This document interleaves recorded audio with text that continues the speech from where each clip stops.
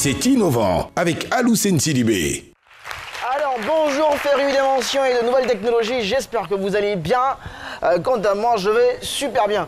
Aujourd'hui, j'aimerais vous présenter un jeune homme, c'est un entrepreneur de formation, il est dans les finances, il est dans la comptabilité, mais c'est un gros amoureux du sport. Ce qui l'a conduit à sa nouvelle vision, c'est de construire, sinon de bâtir la première entreprise, sinon industrie d'équipement en Côte d'Ivoire. En fait, il est équipementier. C'est quoi un équipementier? C'est très simple, c'est une structure qui s'occupe de la fabrication, de la conception des équipements et aussi de la distribution des équipements de sport pour les athlètes de haut niveau ou les athlètes amateurs, peut-être un amateur comme toi, sûrement.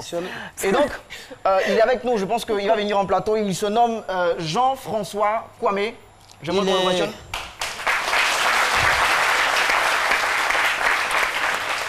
Un jeune talentueux et très ambitieux. Et barbu. Jean-François Kwame. Bonjour Caroline. Bonjour, on est content de vous recevoir sur ce plateau. Mais non, moi j'ai une question qui me taraude depuis Depuis quand? Taraude fatigue, les gens. Oh, laissez-le s'exprimer là. Et donc j'aimerais savoir, quand vous êtes conscient des géants qui dominent ce monde-là, des équipementiers et tout, comme l'autre de l'Allemagne, sans vouloir citer de marque, ou des USA, quelle innovation apportez-vous avec votre solution?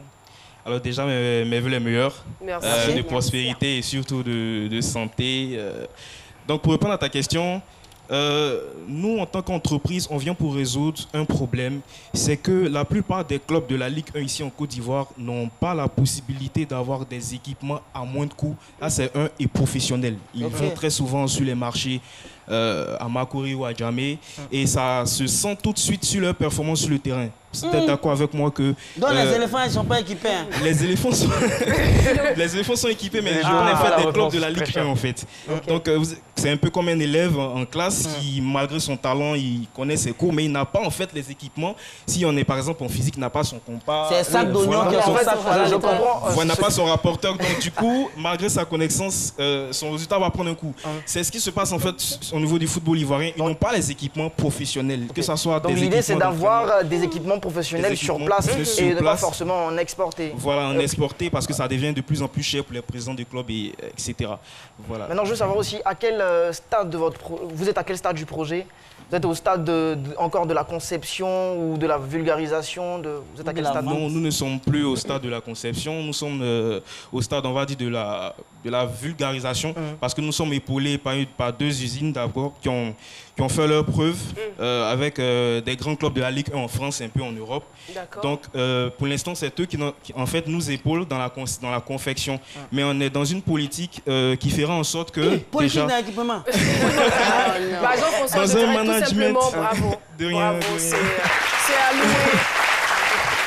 Donc on est en train de faire en sorte qu'une usine soit implantée ici en Côte d'Ivoire. En fait, et puis, après quelques années, voilà. avoir une usine ici en Côte d'Ivoire qui fait du Made in Côte d'Ivoire pour des sportifs ivoiriens.